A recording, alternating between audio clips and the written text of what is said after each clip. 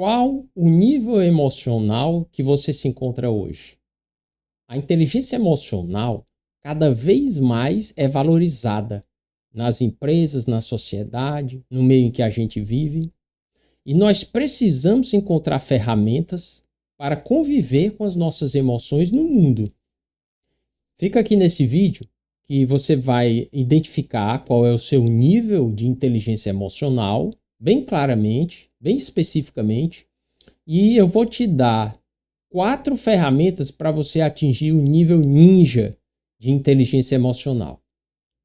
Eu considero esse passo inicial aqui que nós estamos dando, que é o passo de compreender qual é o seu nível de inteligência emocional, um dos mais importantes que nós temos que fazer na nossa vida para expandir a consciência e ter uma vida muito satisfatória, plena. Hoje em dia, a nossa sociedade cobra muito isso e também ela julga muito o nosso estado emocional. Além dessa cobrança da sociedade, é muito assim, eu considero muito bonito, muito assim admirável uma pessoa que tem controle emocional, né? Uma pessoa que compreende esse superpoder que nós temos através do cérebro. Porque o cérebro, ele não está preocupado, infelizmente, ele não está preocupado em que você tenha sucesso na vida e seja feliz. Não, isso não é a principal preocupação dele. A principal preocupação dele é a sobrevivência. Por isso que é importantíssimo que a gente compreenda esses processos que ele utiliza para sobreviver, que ele considera importantes, e que a gente utilize na nossa vida, aplique. Isso realmente transforma a nossa vida. Transforma a forma como nós vemos a vida e também transforma os nossos resultados.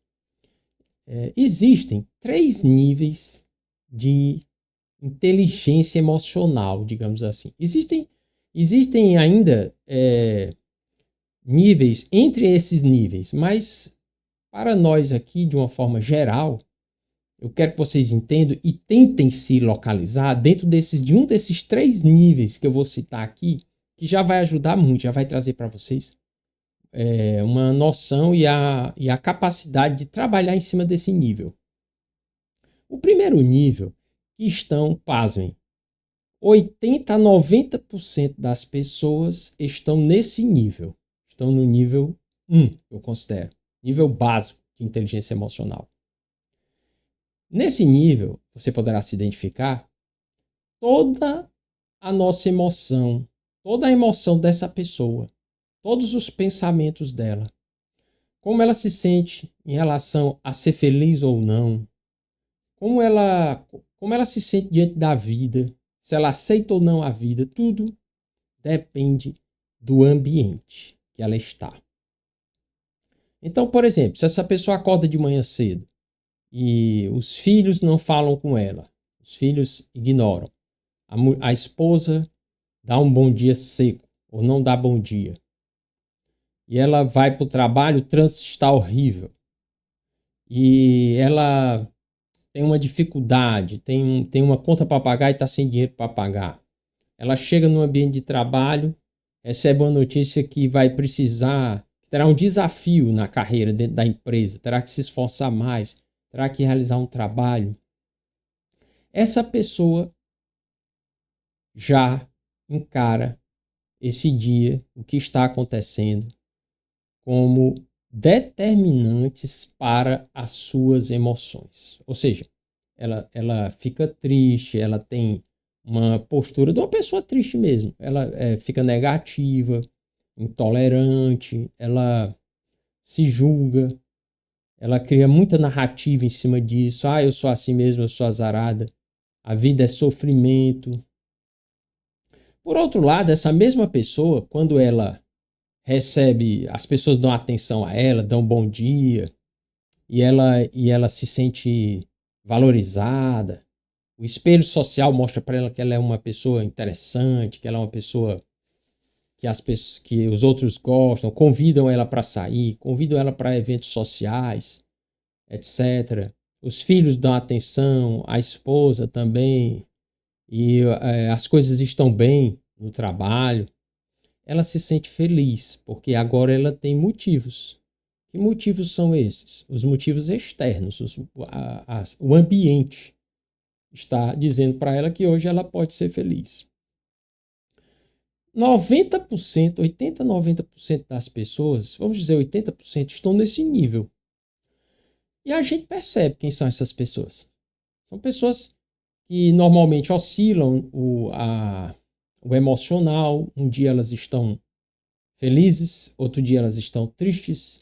E é muito fácil para elas dizer por que é que elas estão felizes ou estão tristes. É porque aconteceu alguma coisa que propiciou isso.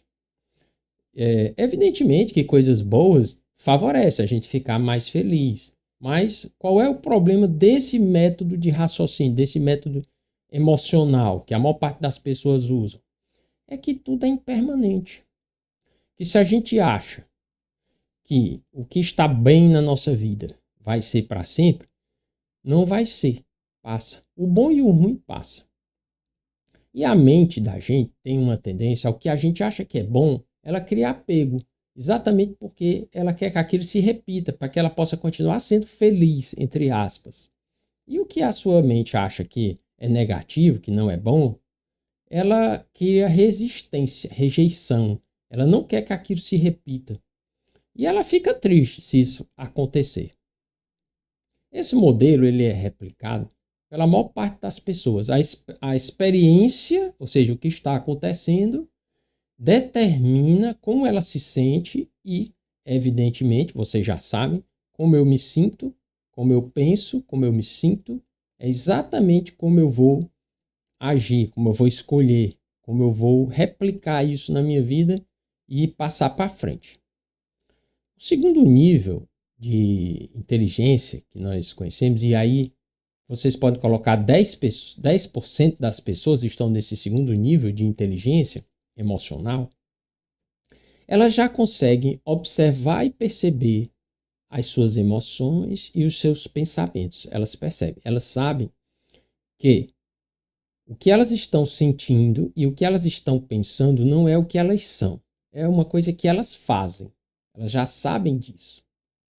Então, elas se separam, elas se afastam dos pensamentos e das emoções. Elas já sabem que não são os pensamentos e as emoções, que eles têm motivo para acontecerem, que as emoções e os pensamentos estão muito relacionados à sobrevivência.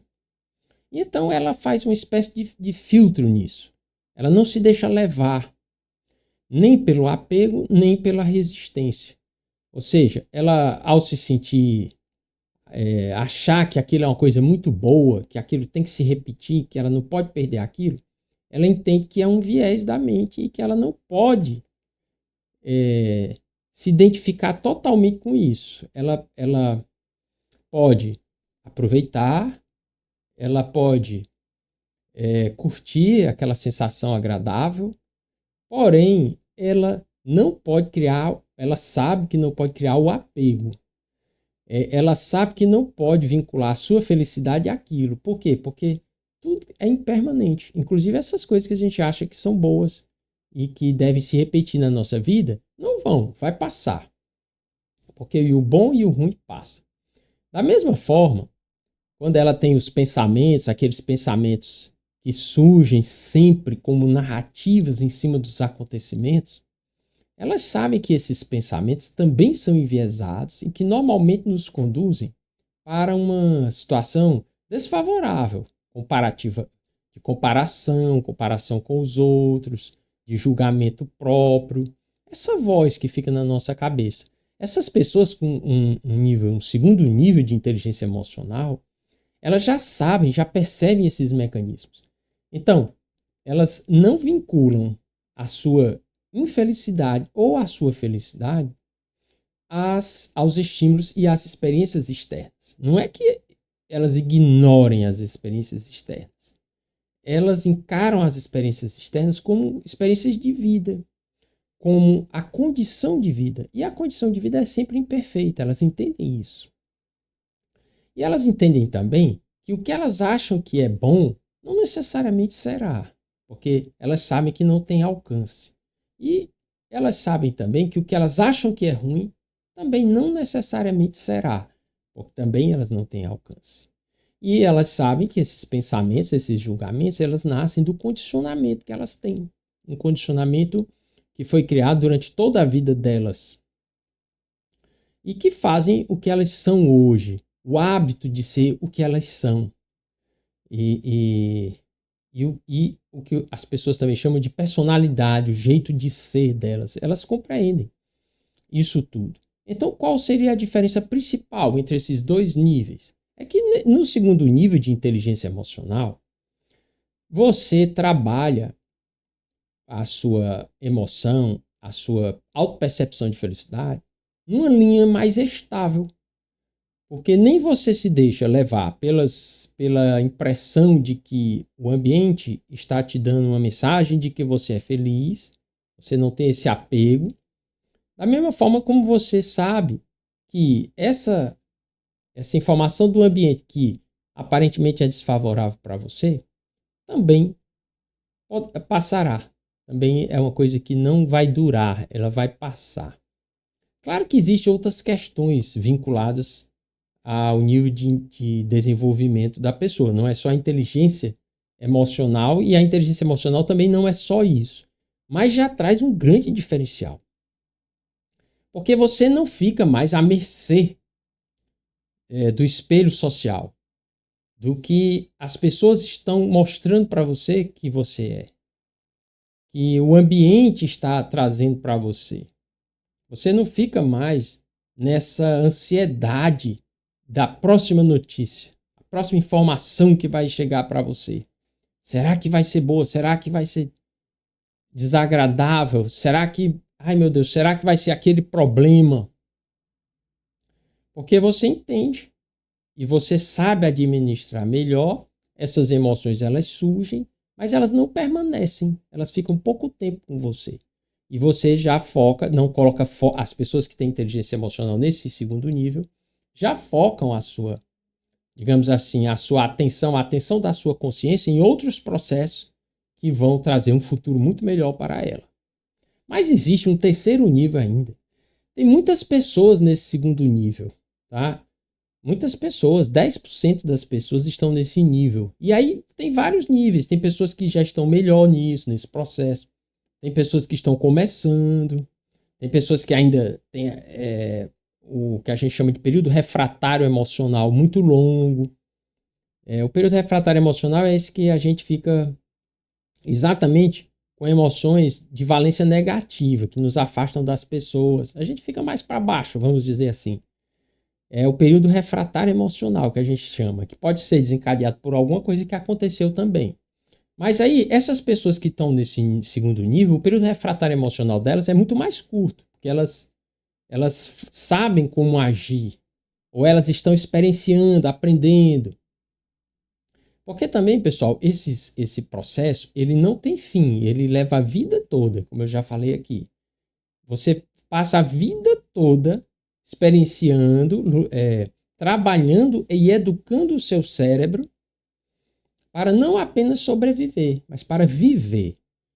Essas pessoas do primeiro nível, elas sobrevivem, né?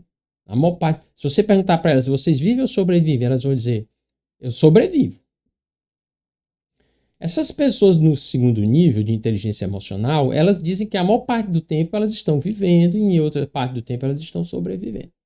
Mas existe um terceiro nível, que eu chamo de nível ninja de inteligência emocional, que você já pode, talvez, começar a aplicar na sua vida a partir de hoje.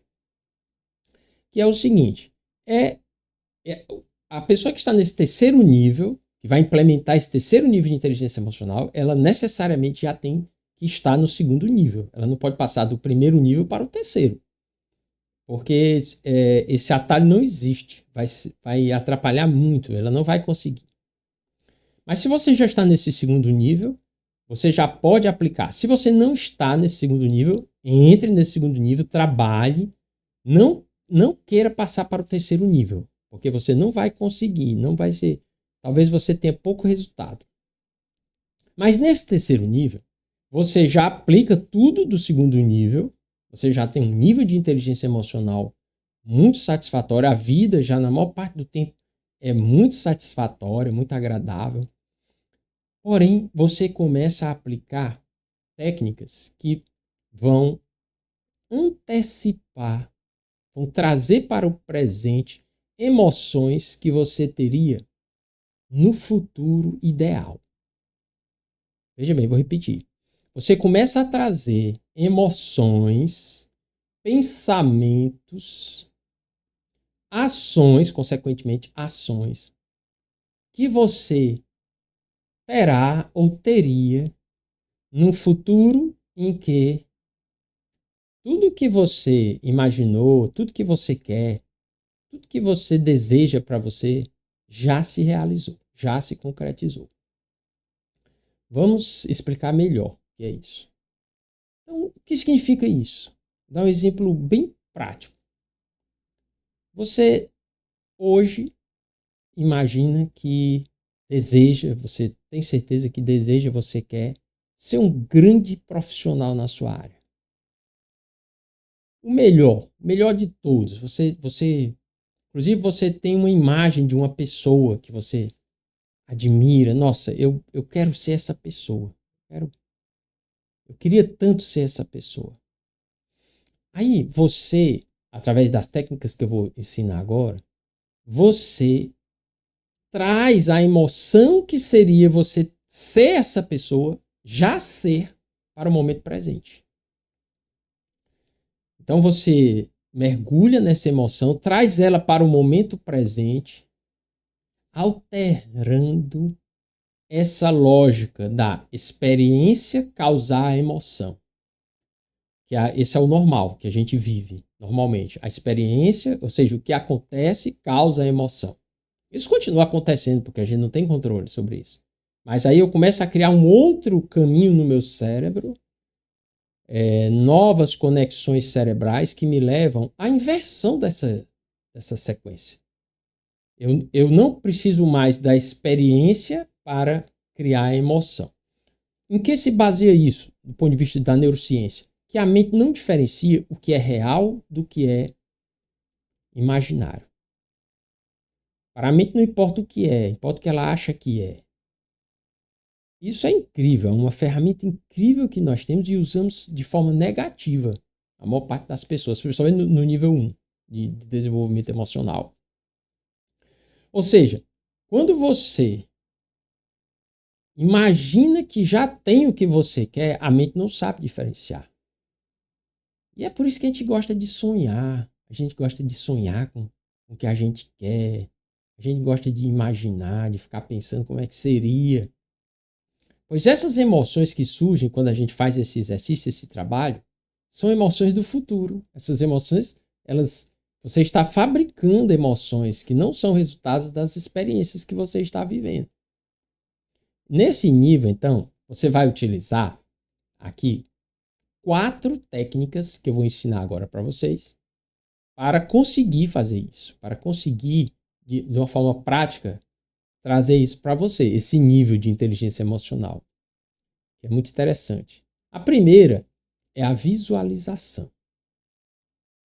A visualização é você exatamente imaginar, pensar o que é que você sentiria se você já fosse isso que você quer ser, se você já tivesse isso que você quer ter. Pode ser coisas materiais também, uma quantidade de dinheiro no banco. Se você já tivesse, sei lá, vou chutar aqui, se você já tivesse 500 mil reais no banco, como é que você se sentiria? O que é que você... você tem que visualizar, essa técnica de visualização, ela tem que ser clara. Quanto mais clara, melhor. Você tem que fechar os olhos e ver com detalhes. Inclusive, essa visualização, ela tem que ser a um nível muito sensível de detalhe. Por exemplo, você imagina, poxa, como é que eu ia acordar? Aonde eu ia acordar? Por quê? E o que é que eu ia pensar? O que é que eu ia comer? Como é que eu ia tomar banho, escovar os dentes? Como é que eu ia tratar as pessoas? Como é que... Então, veja, é muito detalhista. Quanto mais detalhista, mais emoção. E quanto mais emoção, mais isso vai ficar fixado no seu cérebro. como se já existisse. Nessa visualização também, ela não é só para o que acontece de lá para cá. Também é como você agiria nesse caso. E é muito interessante, porque no processo de criação do que você quer, as pessoas se enganam muito. Elas imaginam que quando chegarem lá vai ser tudo diferente. E não, você já tem que agora ter as emoções e os pensamentos que você teria se você já estivesse lá. Por exemplo, você quer ser um grande juiz de direito.